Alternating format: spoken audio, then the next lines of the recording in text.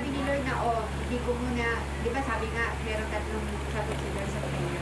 Yes, no, and wait. Wait. Yung wait, ang pinaka-ano to, na hindi mo alam hanggang kailan Lord yung wait. Hanggang kailan yung wait, Lord, napapagod na ako maghintay, naubos yung pasensya ko, Lord. Kakaintay na mabago yung asawa ko, na mangat ang buhay namin, na mabago yung mga anak ko. So, ito po yung active trust. So, lagi kong magtitiwala sa Panginoon, meaning, hindi lang po, sige Lord, hindi na nga lang po ito. Pero, sabi po doon, sa awit 37 verse 7, maganda rin po ito sa atin na-preach ko ito eh, awit, awit, verse 7, awit 37 verse 7.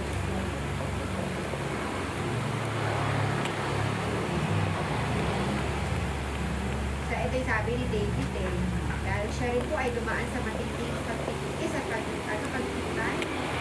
Awit 37 verse 7. Sige po. Sa harap ni Yahweh ay pumanakad ka. Maliman siya lang, matintay sa kanya.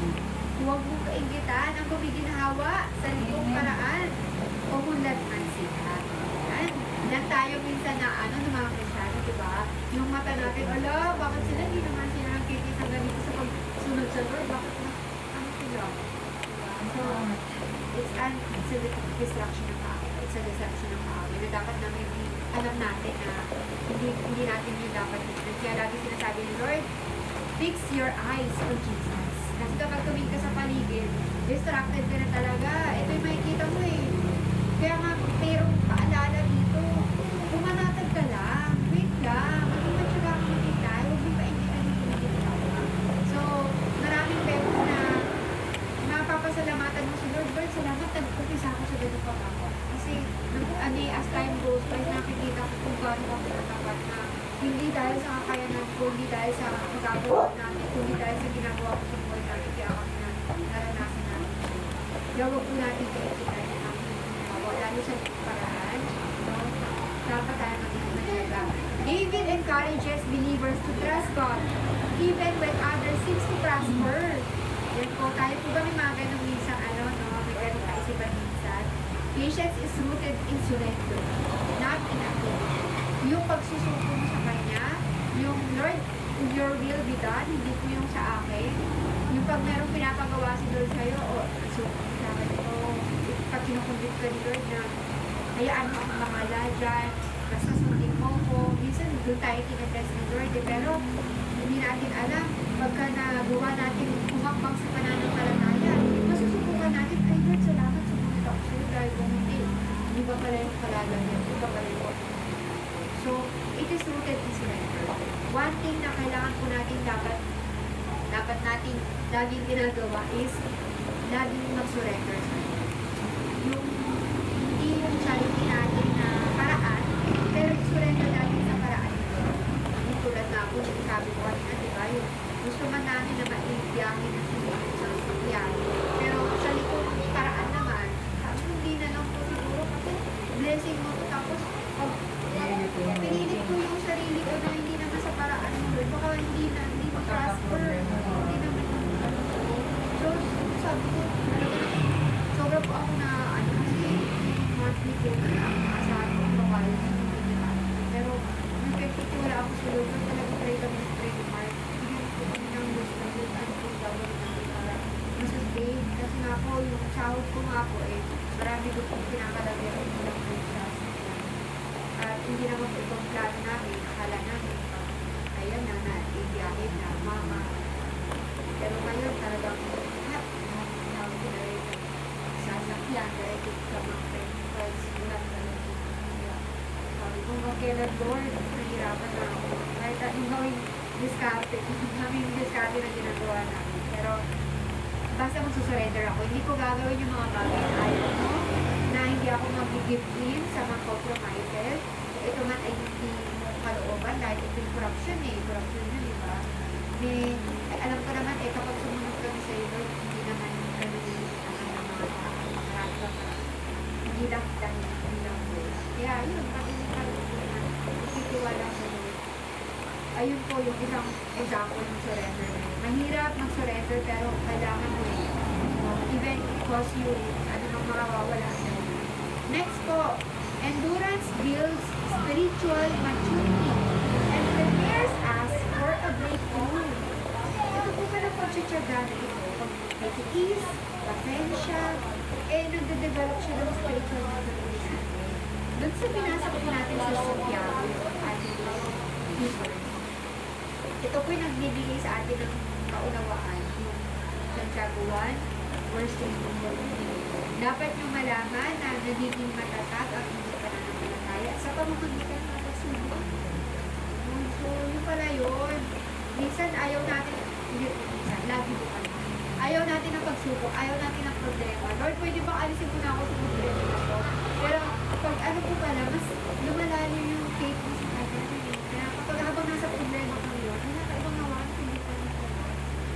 At hindi mo siya ni Lord. Mas lalo kong tuwala sa kanya. Mas lalo mo siyang, yung confidence mo, hindi na sa sarili mo, na sa diskarte mo, sa magagawa ng pamilya, ng mag-asawa, pero yung tiwala mo, sa gagawin ni Lord, doon sa pagsubok mo sa kanya. No, kaya po, yung testing of your faith produces perseverance. Kapag po pala, pinag-test tayo ni Lord, hindi lang dahil hindi mo na lang tayo pahirapan, no, never po ganun si Lord. Gusto niya po talaga tayo na-develop. Wala naman pong, pananampalataya na hindi na-develop po magitan ng mga hirap at pagsulat natin.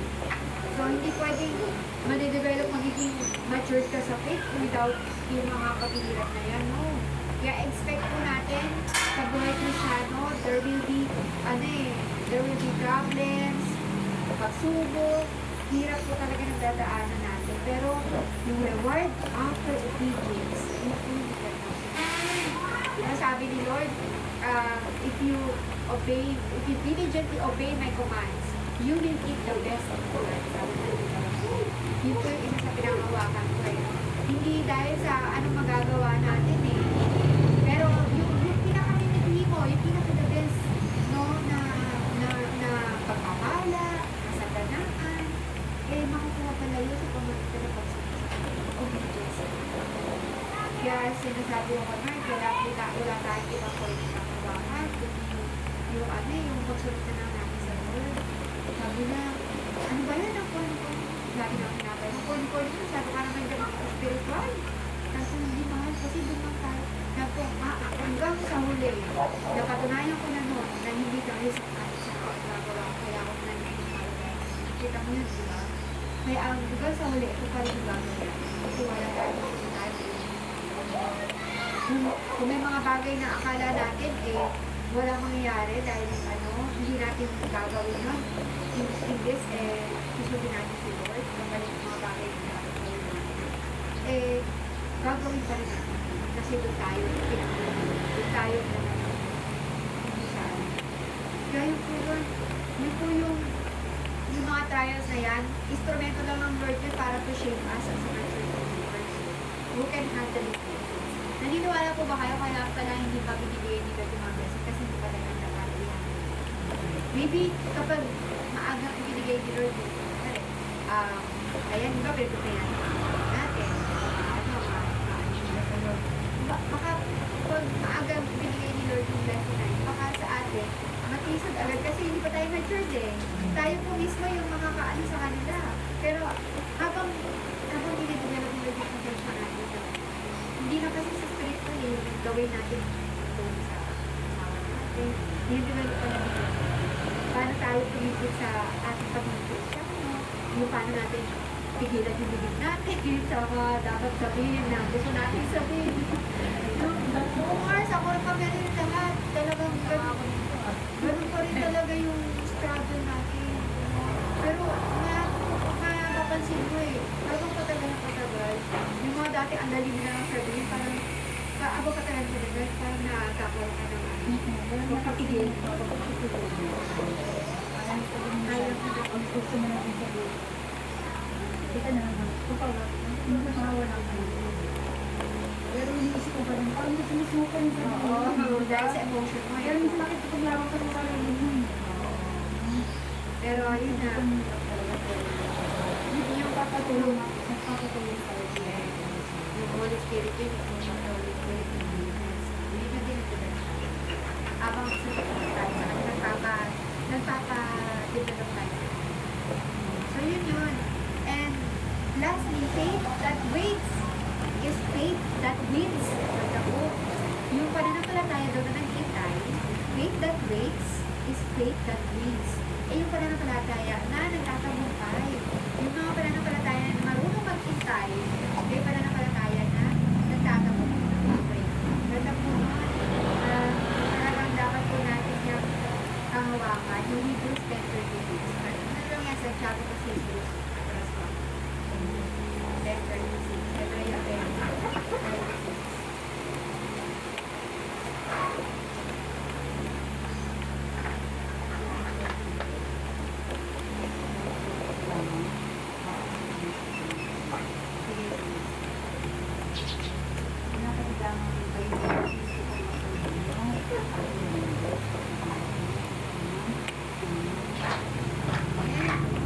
Kailangan daw pala na magtiis, pumasuko, at matanggal ang kanyang pagkaw. Sige nga, sige, napakawin natin sa kanyang pagkaw.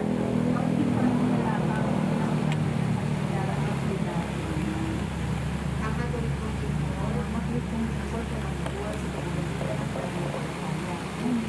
Kung siya'y kakalimutan, hindi siya kami. na talagang meron tayo dito kung pasuko ka na. Diba magandang paalala sa atin to, no? Na mag-is ka lang, basta malapit na yun. Malapit na yung pagdating. Malapit na yung bunga ng ating pagdating, yung ating reward, ng pagdating natin. At hindi lang po yun. Hindi lang po pagdating ng Jesus, pero hindi pa lang sa lupa. Gusto ng Lord na maranasan po natin yung breakthrough. Na hindi lang po spiritual breakthroughs. Yung pananampalataya na maabot natin at iba yung mga nais po natin sa buhay according sa kalooban. Kasi naman po yung sabi niya sa John, Jesus comes to give us life and have it abundantly. So talaga po, ang goal ni Lord is pagpasaganain natin. Abundant. Hindi po si Lord pumasok sa buhay ba nagpakilala sa'yo para mag-stay ka lang sa ganyan basta. Pero si Lord is about talaga elevation. God is a God of healing. Kaya, wait ka lang. Kung sa tingin ko, Lord, sumusunod naman ako, ang tagal ko na naghihintay sa mga prayers ko na to. Hanggang ngayon, wala pa rin po ang linaw. Pero sabi dito,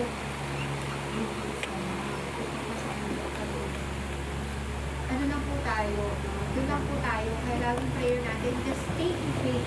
Huwag tayong lalayo sa pananampalataya.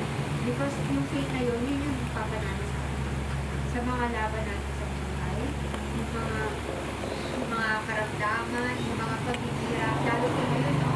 Yung paghihirap sa ating kapanahonan. Ito na po yung signs of the second coming of Jesus. Magkakaroon ng tagumpay. Kasi sa mga nanggulit, parang hindi ilan na lang po na nakakasapat sa mga pangailangan. Kaya ito na po yun. Pero sabi dito, you need to persevere. Nasunod ng tarolan.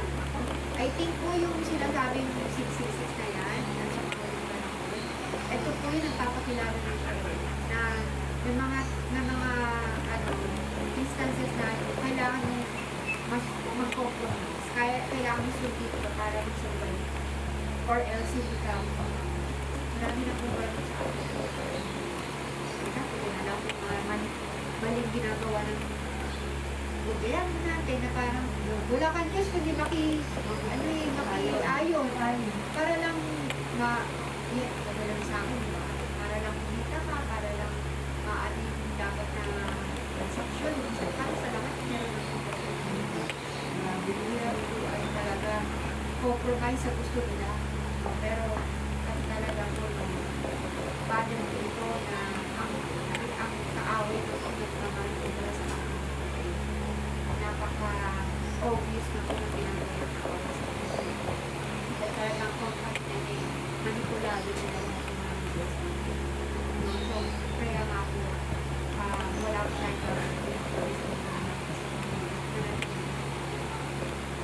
yung mga ganyang mga political, ano na yan, diverse division, dinidivide din po tayo ng institution. Diba? Tinitira mga church. No? Ano po yan, dapat nagtitilag tayo. Baka dahil dyan may mga marami na tumatalikod, marami nang hiwalay. No? Sa strategy ng Pao, para po ang church niya ay hindi magsama-sama at i-build ang impact ng tradition. Yun po ang strategy ng Pao. Pero hindi po tayo magpapatuloy sa kanya. So, ayun po. Application na lang po. If we hope for what we do not have yet, we wait for application. So, yung patience of field, waiting for by focusing on God's promises. Focus lang tayo sa promise ni Lord. Kaya kailangan mas maano tayo sa Bible, mas ano tayo, yung